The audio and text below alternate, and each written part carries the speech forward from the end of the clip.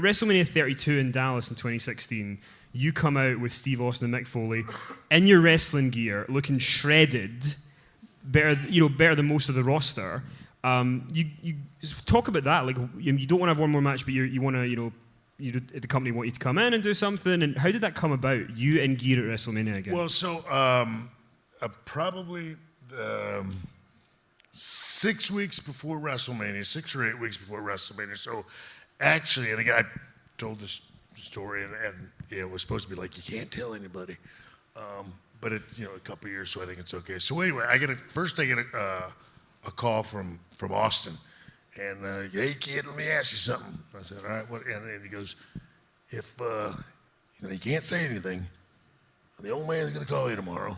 He's going to ask about, me, you, and Mick doing something at WrestleMania. Just want to make sure. He goes, not, I won't do it if you don't want to do it. But he's got a little something where, we're going to come out, we'll send some people down, we'll kick them, and I'll stun them, and, Mick will do his thing. And you want to do something like that? And I said, well, sure, yeah. I said, it's all right with me. It doesn't matter to me. It sounds good. If it's okay with you guys, I'm in for doing it. And he's like, I just want to call and make sure, and so I'll go ahead and tell him we'll all do it, and I'm in if you guys are in. It's like, all right. So the next day, Vince calls me and he goes, all right, so want to run an idea by you. And so he lays out to me this thing with me, Steve, and Mick, and he says, everybody's going to be in their gear. I want you to wear your gear. Everybody's going to be in there. Steve's going to be in his. Mick's going to be in his gear. And I said, Steve's not going to be in his gear.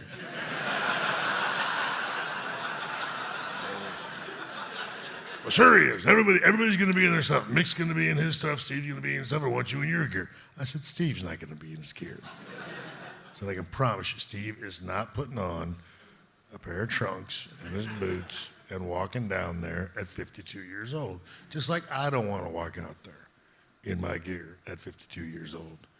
And he goes, well, what you want? I'm going to have everybody in their gear. Mick's going to be in his stuff. I said, Mick wears a sweatsuit.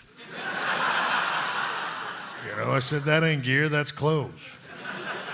And I said, Steve's, he goes, well, Steve's going to be in his stuff. I said, no, he's not.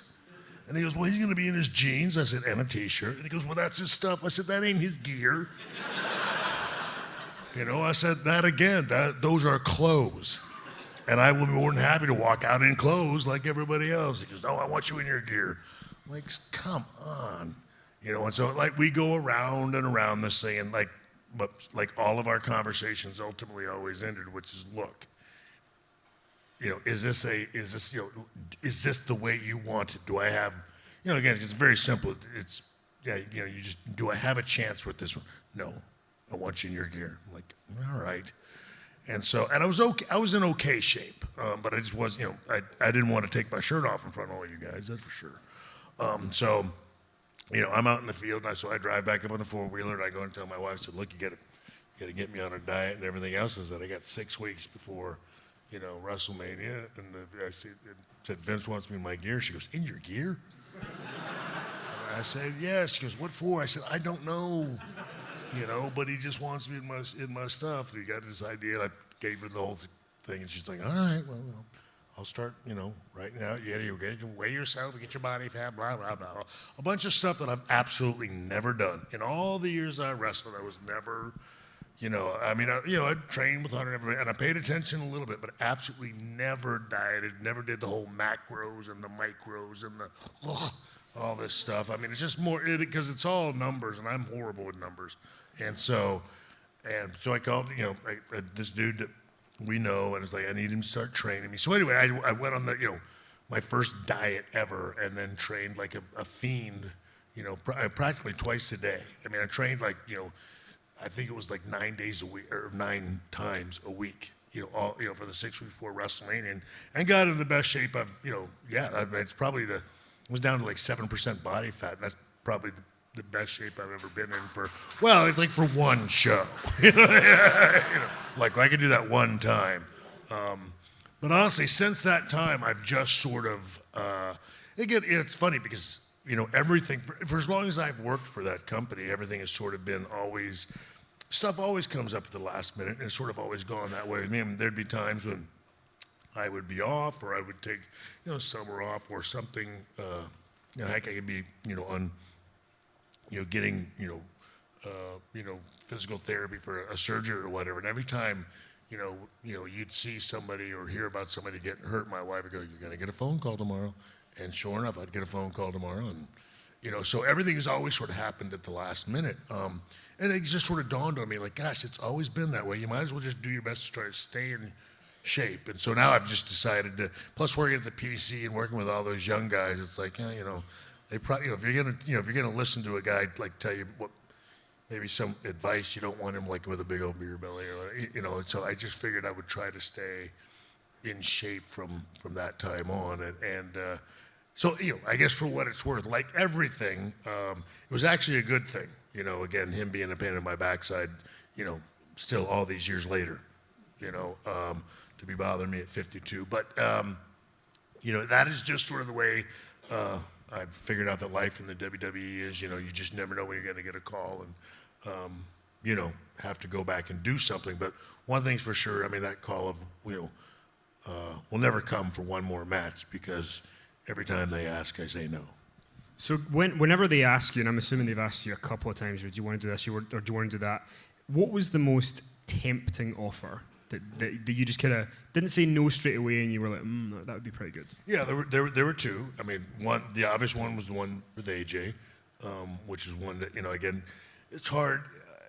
It was a little easier to say no to that just because so much time's gone by, and I don't know. I think if you were going to do that, I think your window, and I appreciate the fact that it's been almost 8 years, 9 years since I retired, and people still ask about it and feel like if I did say yes, they'd be okay with it. You know what I mean? But if that to me that window is maybe 4 years, 5 years. I don't think somebody should wait any longer than that.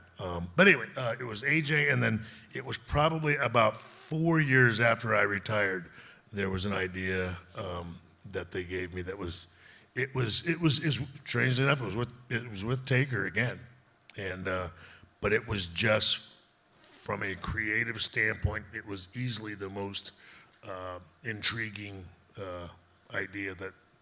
I don't know. It was, like I said, it was one of those ones that I ran up by my wife. She went, "Ooh, that's pretty cool." And honestly, that was the one that when I said no to that, she's like, "Wow, you really are done."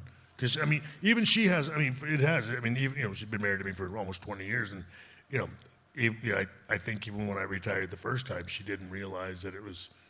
I'm like, "So you're done?" Yeah. And honestly, it's just, and it wasn't.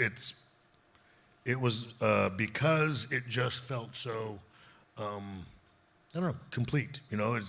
It felt like I had spent the last 25 years from the time I was 19 to the time I was, whatever I was, 44, 45, painting this picture. And then all of a sudden one day I stood back and I looked at it, and like when a picture's done, it's done, right? And I just sort of sat there and looked at it, but I thought it was, I liked it. I thought it was beautiful, and I thought, you know what, just sign your name at the bottom of this thing, and that's that. And honestly, that's why I walked away and tried to, or I guess I've stayed away.